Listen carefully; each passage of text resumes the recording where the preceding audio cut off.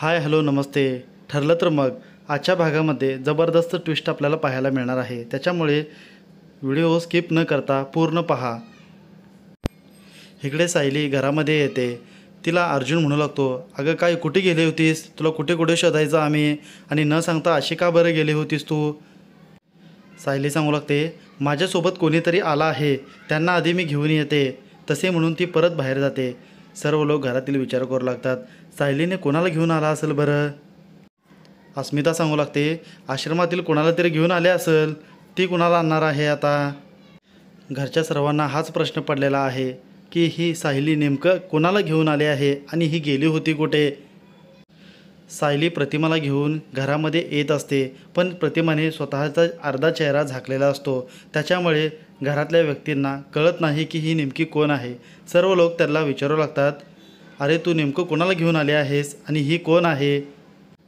अर्जुन सांगू लागतो, सायली आधी तू कुठे गेली होतीस ते सांग मला, आणि हे काय चाललाय प्रकार तुझा? अर्जुनचे वडील म्हणतात, अर्जुन रागावू नकोस, थांब, आधी विचारू काय आहे ते.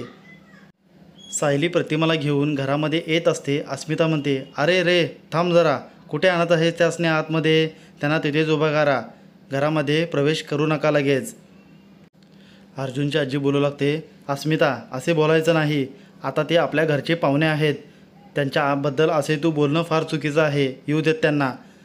सायली म्हणते, आजी ह्या पाहुण्या नाहीत, यांचंच घर आहे हे, आणि आपलीच माणसे आहेत हे सुद्धा.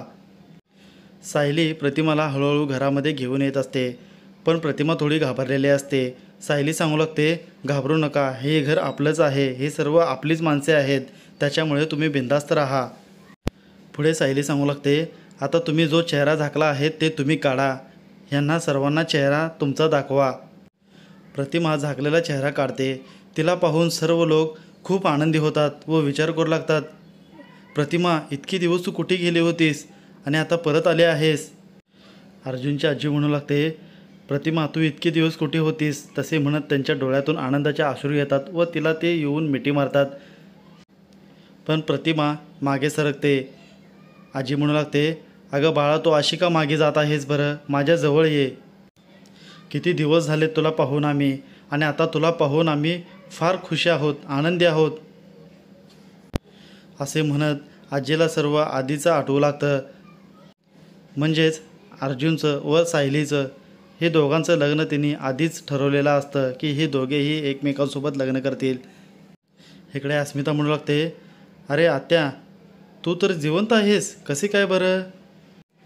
मग परवा दिवशी जे घडलं होतं ते काय होतं बरं? आणि आपल्याला जे मृतदेह मिळालं होतं ते काय होतं? आणि त्याचे DNA टेस्ट रिपोर्ट आपण पाहिलेत, ते सुद्धा मॅच झालेत. मग ह्याला काय म्हणायचं आता? इकडे सर्व लोक सायलीला म्हणू लागतात, सायली आमचा तर विश्वासच नव्हता, पण तुझा एकटीचाच विश्वास होता की प्रतिमा जिवंत आहे म्हणून, तुझा विश्वासच खरं ठरला. सायली बोलू लागते, हो मला विश्वास होता की ह्या जिवंतच असणार म्हणून. अर्जुन सांगू लागतो, आम्ही मग इथे शोधला असतो तर तू कुठेच भेटली नसतीस, तू तर अलिबागमध्ये होतीस ना मग. अर्जुनचे डॅड म्हणतात, हो का, म्हणजे प्रतिमा अलिबागमध्ये राहत होती. इकडे सर्व लोक प्रतिमासोबत बोलण्यासाठी खूप आतुरलेले असतात, पण प्रतिमा काहीच बोलत नाही.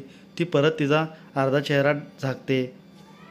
अर्जुनची आजी म्हणू लागते, हे बघ बाळा तू अशी दूर दूर जाऊ नकोस, आता कित्येक दिवस झाले माझ्या स्वप्नामध्ये तू येत होतीस, पण उठून पाहिलं तर तू माझ्या डोळ्यासमोरच नसायचीस. आता तू डोळ्यासमोर आहेस तर माझ्या जवळ ये, मला पाहायचं आहे.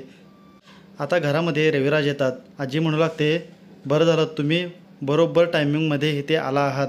रविराज म्हणतो, काय झालं आहे आणि तुम्ही रडत का आहात? तुमच्या डोळ्यात अश्रू का बरे आले आहेत? आजी म्हणते, ह्या तर आनंदाच्या अश्रू आहेत. आज तर चमत्कारच घडला आहे. आपण म्हणत होतो कित्येक दिवस झाले, ते आज पूर्ण झालेलं आहे. रविराज म्हणतो, असे काय झालं आहे? तर आजी म्हणते, ते पहा तिकडे कोण आहे. रविराज तिकडे पाहतो तर त्याला तिथे प्रतिमा दिसते. इथे आपला आजचा भाग संपतो. हा व्हिडिओ आवडला असेल तर लाईक करा, कमेंट्स करा. धन्यवाद मित्रांनो.